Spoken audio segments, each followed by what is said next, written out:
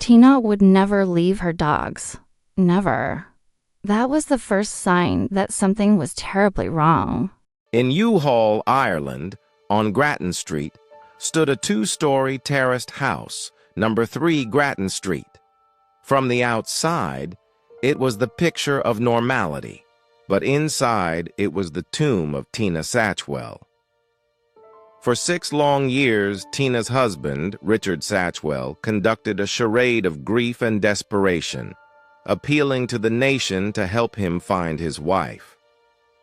The police, for their part, spent hundreds of hours and resources investigating ports, airports, and forests, such as the major operation concentrated on Mitchell's Wood in Castlemartyr in 2018, searching for a body that lay 3 feet deep right under their noses. What makes this case particularly chilling is the nature of the killer. Richard Satchwell was no model husband. His record already included a history of lies, with a criminal background and a prior arrest for social welfare fraud in 2002. This pre-existing mindset of fraud and manipulation provided the foundation for the perfect crime. For years, Richard, with a face of pain and despair, appealed in public. He wept in television interviews. He organized searches. He painted the picture of a wife who simply went out to clear her head and never returned. Tina, come home. There's nobody mad at you. My arms are open. The pets are missing you. I just can't go on not knowing. The nation bought the story. After all, why would a man who appeared so devastated be lying? In March 2017, Richard claimed that Tina had vanished with $50,000 in cash, alleging she had fled to start a new life. This was the official version that the family, the police, and the public had to swallow for years, even though everything seemed minimally rehearsed. The police, meanwhile, never stopped investigating. But the coldness of the case appeared insurmountable. However, terror lurked in a place no one dared to check with due attention: the couple's home in Youghal. The place where we presume we are safest is where Tina Satchwell met her brutal end. The crime scene was there all along, but Tina's final resting place was one of cruel and macabre irony. It wasn't at sea. It wasn't in a distant country. It was beneath the foundations of her own life, under the stairs of her home. How were the police and family deceived for so long? What was the husband, Richard Satchwell, hiding beneath the media spotlight? And what really happened to Tina on that fateful morning in March 2017? You are about to discover the shocking truth behind one of Ireland's longest and coldest disappearances. This video will delve into the forensic details and the investigative failures that allowed a murderer to live over his wife's grave for 2,396 days.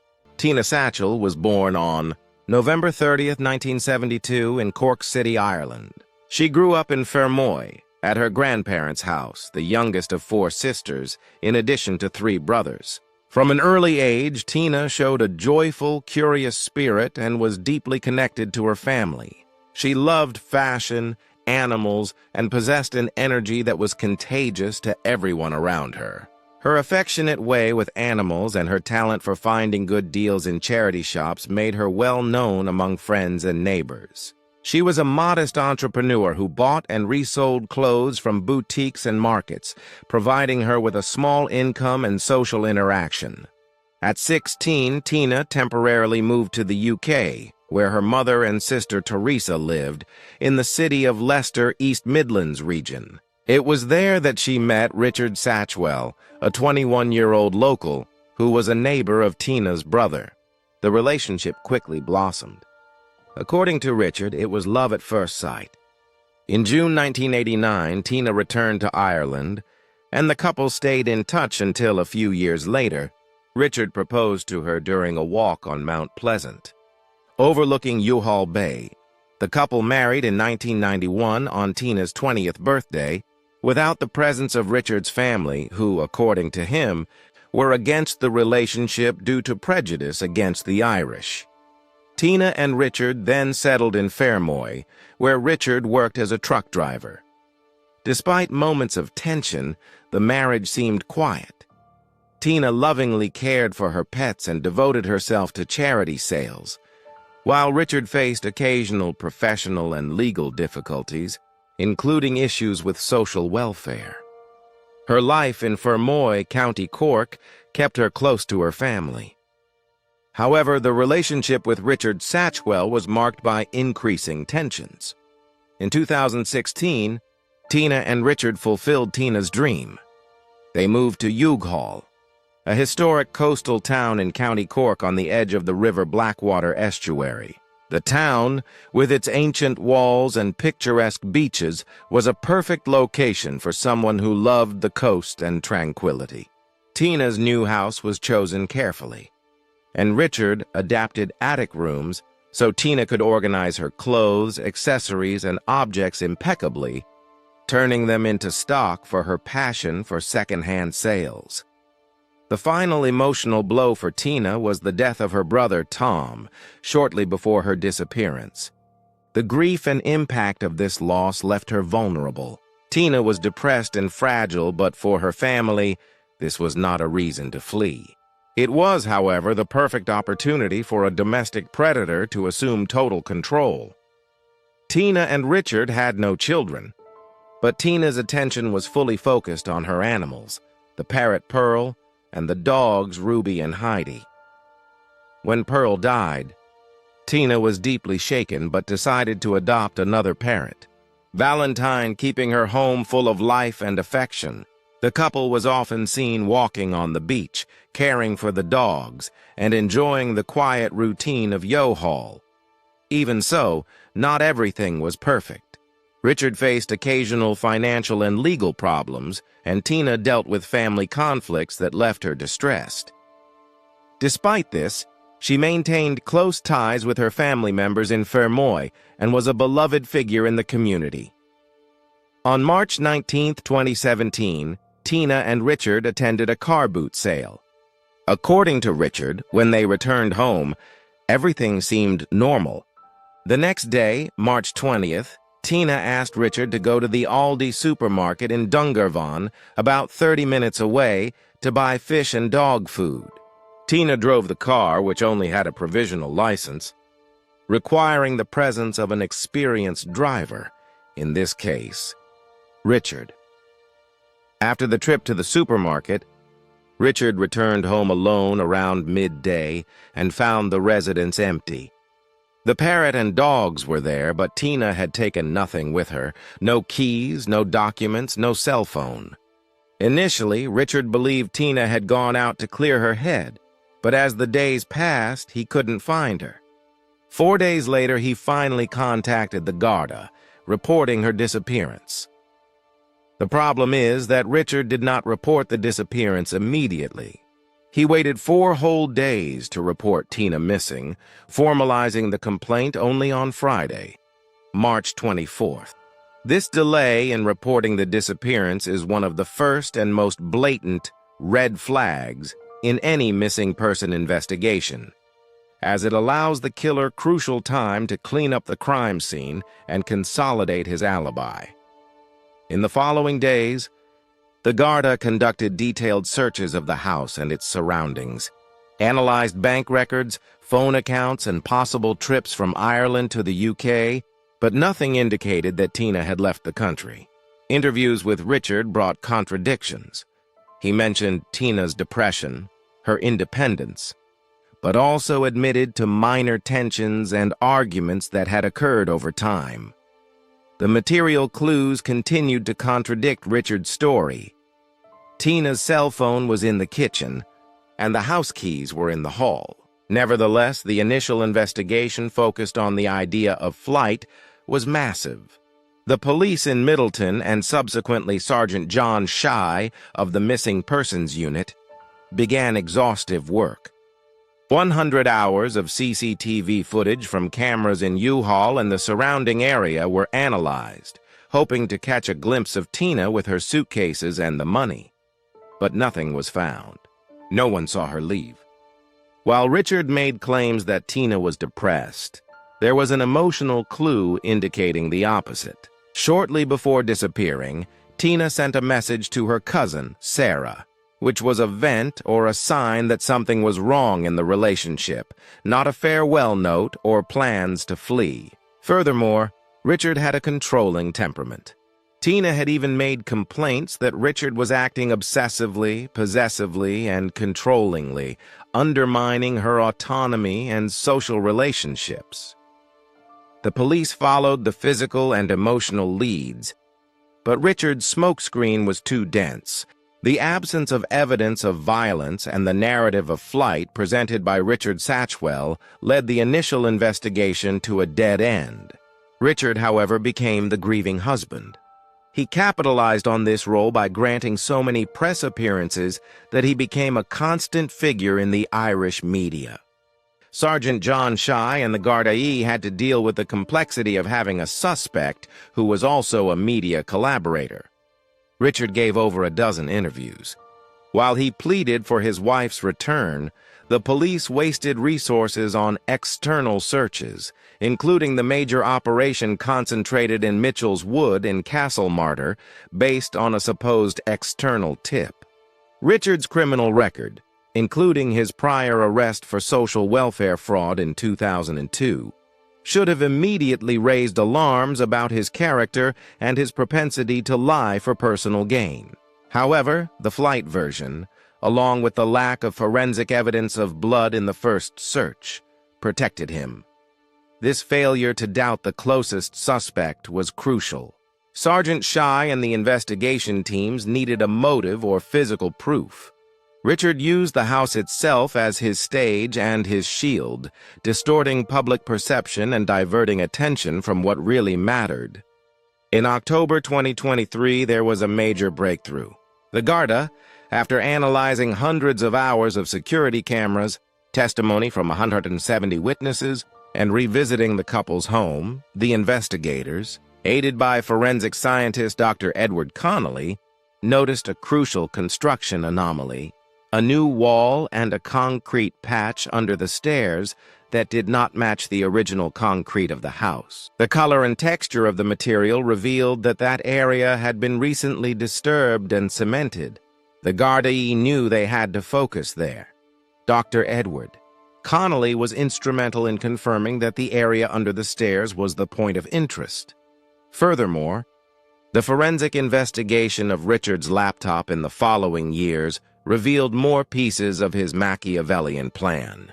The computer contained searches and activities that indicated a man planning something, not a panicked husband. This technological evidence corroborated the premeditated nature of his actions. The police obtained a warrant, and in October 2023, cadaver dogs indicated the location under the stairs. The discovery would no longer be a question of if, but of when. The climax of the mystery occurred in October 2023. The police began excavation under the cemented area of the stairs. And around 9 p.m. on October 11, 2023, after breaking through the 3-foot-thick concrete, they made the discovery that would turn the missing person case into murder. There were the remains of Tina Satchwell.